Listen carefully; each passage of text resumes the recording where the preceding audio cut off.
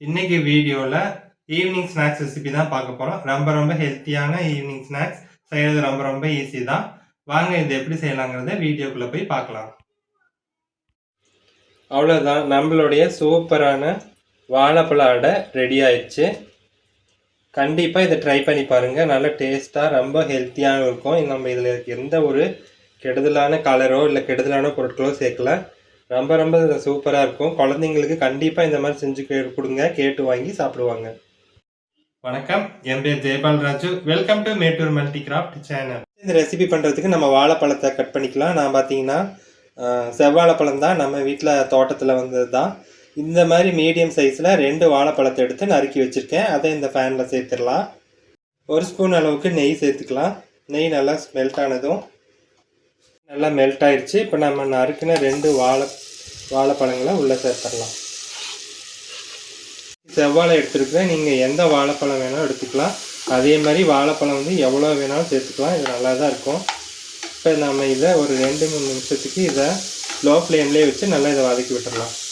பாருங்கள், நல்லா வெந்து கலர் மாதிரி வந்துடுச்சு. இந்த ஸ்டேஜில் நம்ம இதை வேறு ஒரு பாத்திரத்தில் மாற்றிடலாம். இப்போ ஒரு கடாயில் 1 ஸ்பூன் அளவுக்கு நெய் சேர்த்துருக்கேன். இதில் 1/2 கப் அளவுக்கு ரவை சேர்த்துக்கலாம். அடுப்பை லோ ஃப்ளேம்லேயே வச்சு இது ஒரு 2 நிமிஷத்துக்கு நல்லா வறுத்து எடுத்துக்கலாம். இப்போ இது கூடவே வந்து 2 ஸ்பூன் அளவுக்கு நான் கடலை மாவு சேர்க்குறேன்.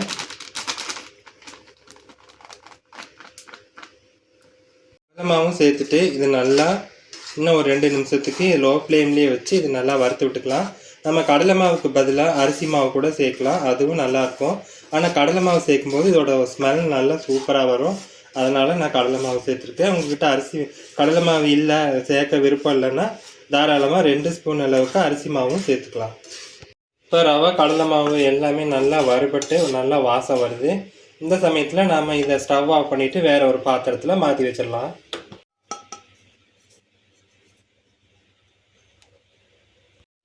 அடுத்ததாக ஒரு பேனில் ரவை எழுந்தால் அதே கப்பில் 1/2 கப் அளவுக்கு தண்ணி சேர்த்துக்கலாம். தண்ணி நல்லா கொதிச்சு வருது. ஸ்டவ்வை சிம் பண்ணிவிட்டு நம்ம ஏற்கனவே வறுத்த ரவையும் கடலை மாவையும் உள்ளே சேர்த்துடலாம். சிம்லேயே வச்சு இது கலருங்க, இல்லாட்டினா அடி பிடிச்சிரும் டக்குன்னு. ரவை இந்த நம்ம கடலை மாவு ரெண்டுமே சேர்ந்து நல்லா கலந்து இந்த மாதிரி வெந்து வந்திருக்கு பாருங்கள். இந்த ஸ்டேஜில் நாம் சர்க்கரை சேர்த்துக்கலாம். 1/4 கப் அளவுக்கு நான் நாட்டு சர்க்கரை சேர்க்குறேன். சர்க்கரை சேர்த்துட்டு இது நல்லா கலந்து விட்டுடலாம். நம்ம முதல்ல சர்க்கரை சேர்த்துட்டோம்னா ரவை நல்லா வெந்து வராது. அதனால் ரவை வெந்ததுக்கப்புறம் நாம் சர்க்கரையை சேர்க்கணும். நீங்கள் நாட்டு சர்க்கரைக்கு பதிலாக வெல்லம் கூட கரைச்சிட்டு கூட சேர்த்துக்கலாம். நல்லா இலகி வரும். நல்லா கலந்து விட்டுகிட்டே இருக்கலாம். கட்டிகள்லாம் இருந்துச்சுன்னா நல்லா மிக்ஸ் பண்ணி கொடுத்துட்டே இருக்கலாம். கட்டிகள்லாம் சீக்கிரமாகவே போயிடும். கலந்து வந்துடுச்சு. இப்போ நம்ம ஒரு 1/2 கப் அளவுக்கு தேங்காய் சேர்த்துக்கலாம். தேங்காய் சேர்த்துட்டு இதை நல்லா கலந்து விட்டுடலாம். இது கலந்து விட்டாச்சு. இப்போ நாம் ஏற்கனவே வறுத்த வாழைப்பழத்தையும் உள்ளே சேர்த்துடலாம். சேர்த்துட்டு இதை நல்லா கலந்து விட்டுடலாம். சேர்த்து நல்லா கலந்தாச்சு. இப்போ 1/2 ஸ்பூன் அளவுக்கு ஏலக்காய் தூள் சேர்த்துக்கலாம். சேர்த்துட்டு இதை நல்லா கலந்து விட்டுடலாம்.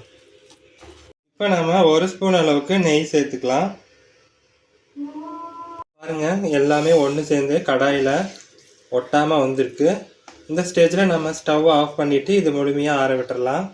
இப்போ ஸ்டவ் ஆன் பண்ணிவிட்டு நம்ம இந்த மாதிரி வாழை இலைகளை வாட்டி எடுத்துக்கலாம்.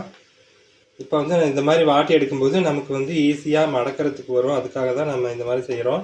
கருக்கிடாமல் பார்த்து எல்லா பக்கமும் நல்லா இதை வாட்டி எடுத்துக்கலாம்.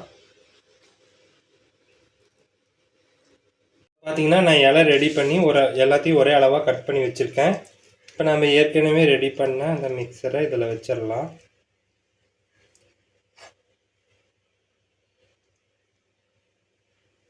வச்சுட்டு இது நாம் அப்படியே மடித்து வச்சிடலாம். மடித்து வச்சுட்டு அழகாக இந்த மாதிரி ஒரு லைட்டாக ஒரு ப்ரெஸ் பண்ணிங்கன்னா அது ஈவனாக உங்களுக்கு ஸ்ப்ரெட் ஆயிரும். பார்க்குறதுக்கு ரொம்ப நீட்டாக அழகாக இருக்கும்.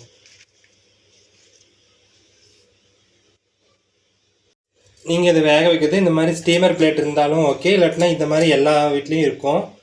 அந்த பாத்திரத்தில் இதை வச்சிடலாம். மீதி இருக்க எல்லா மாவுலையும் இதே மாதிரி நாம் வாழை இலையை ரேப் பண்ணி எடுத்துக்கலாம்.